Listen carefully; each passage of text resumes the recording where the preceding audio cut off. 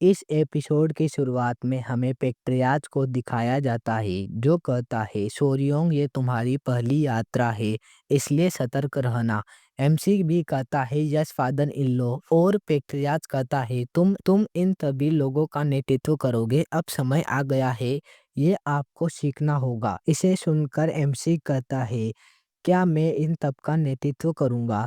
फिर एमसी कहता है परंतु लेडी हवांग। फिर पेट्रियाज कहता है तुम बेवकूफ लड़के, हवांग तुम्हारी है और तुम उसके पार्टनर, ये तुम्हें बड़ी अथॉरिटी देता है।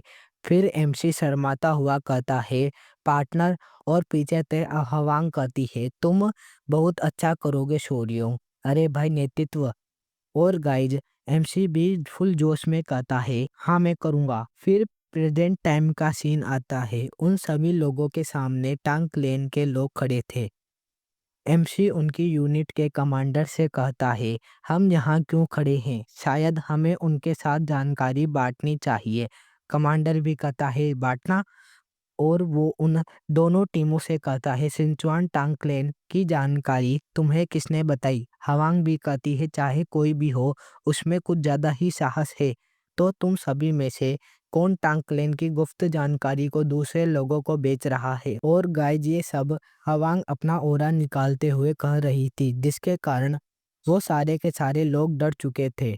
और एक टीम का लीडर कहता है टांग प्लेन के कामों में हस्तक्षेप करने का मेरा कोई इरादा नहीं है, तो हम सब पीछे हट रहे हैं।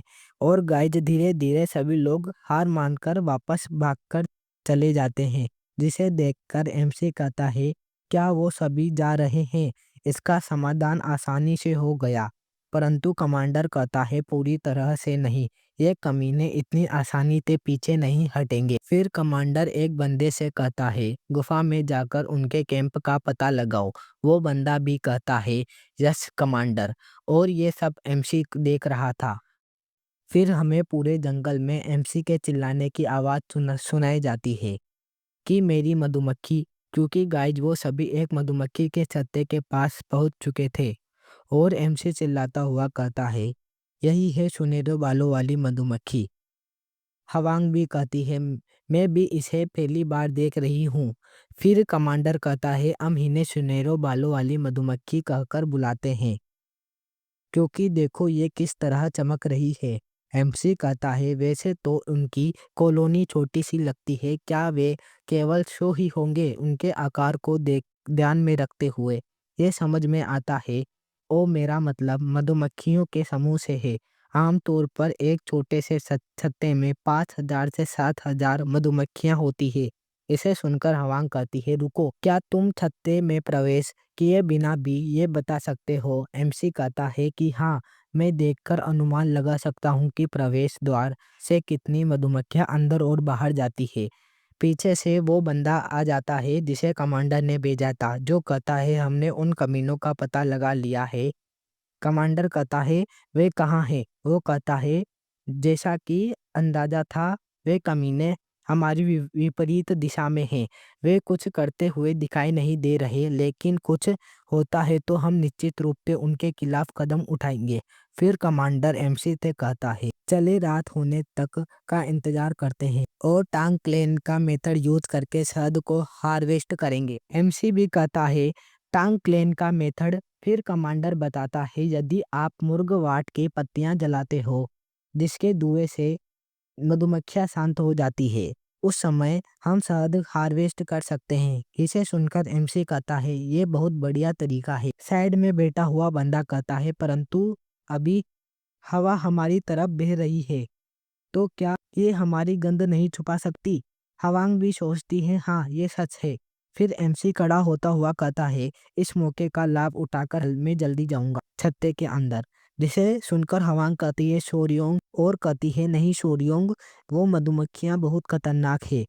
परंतु एमसी कहता है मैं उन्हें एक बार छूकर वापस आ जाऊंगा। तभी एमसी के पेड़ से एक पत्थर टकराकर लुढ़कता हुआ उस मधुमक्खी के रहने की जगह पर चला जाता है, जिसे देखकर वो दोनों डर जाते हैं और अचानक मधुमक्खी उन दोनों पर अटैक कर देती है। जिसे देखकर हवांग एमसी को उठाकर भाग जाती है।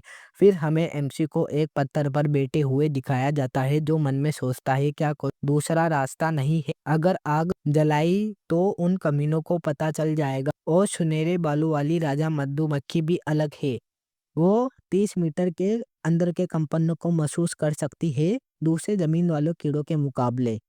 पीछे से हवांग आती हुई कहती है, सोरियो तो तुम यहाँ हो, ऐसा लगता है कि बच्चों ने भोजन कर लिया, तो इन्हें तुम रख लो। एमसी भी कहता है थैंक यू लेडी हवांग, और बच्चों मेरे पास आ जाओ। और हवांग एमसी के साइड में बैठ जाती है और कहती है अभी तक कुछ पता चला। एमसी कहता है मुझे थोड़ा और समय लगेगा जांचने के लिए। फिर हवांग कहती है मुझे लगता है कि मैं तुम्हारे ऊपर बर्डन तो नहीं बन रही ना। और गाइज एमसी के ऊपर हवांग बर्डन ही बन रही थी। फिर हवांग कहती है वहां देखो सोरियों, दो बंदर आपस में फाइट कर रहे हैं। और कहती है वो बंदर बहुत ही ज्यादा गुस्से में लग रहे हैं। तभी एमसी को अचानक एक मीठी सुगंध आने लग जाती है मधुमक्खियों के पेड़ के अंदर से। और एमसी कहता है अरे नहीं, फेरेमोनस। और हवांग से कहता है लेडी हवांग, हमें यहाँ से जाने की आवश्यकता है, ये मधुमक्खियों के झुंड के बारे में है। जिसे सुनकर हवांग कहती है क्या, समझ गई। और एमसी को उठाकर हवांग पीछे की ओर चली जाती है। तभी सारी मधुमक्खियां अचानक से पेड़ के अंदर से निकलकर उन दोनों बंदरों पर अटैक कर देती है और उन दोनों बंदरों को जगह जगह से काट लेती है। ये देखकर हवांग कहती है लेकिन सोडियोंग तुम्हें कैसे पता कि मधुमक्खियां अभी अटैक करने वाली है। एमसी कहता है ये इस सुगंध के कारण है। हवांग भी कहती है सुगंध, क्यों आप इस सुगंध को पहचान सकते हैं? अरे नहीं, मैं भी इसे ज्यादा दूर तक नहीं सूंघ सकती, तभी मैंने इसे अनदेखा किया था।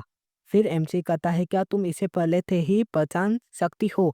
वो भी कहती है हाँ बिल्कुल। फिर हवांग कहती है ये मैग्नोलिया फूल की सुगंध है जो मैंने सूंघी थी। इसे सुनकर एमसी हवांग से कहता है ये बहुत अच्छा है, मेरे पास एक आइडिया है उन अपरंपरागत बस्तियों को मिटाने का एक तरीका जो ऑफ्टर मधुमक्खियां हैं। और हमारा यह एपिसोड यहीं पर ही एंड हो जाता है।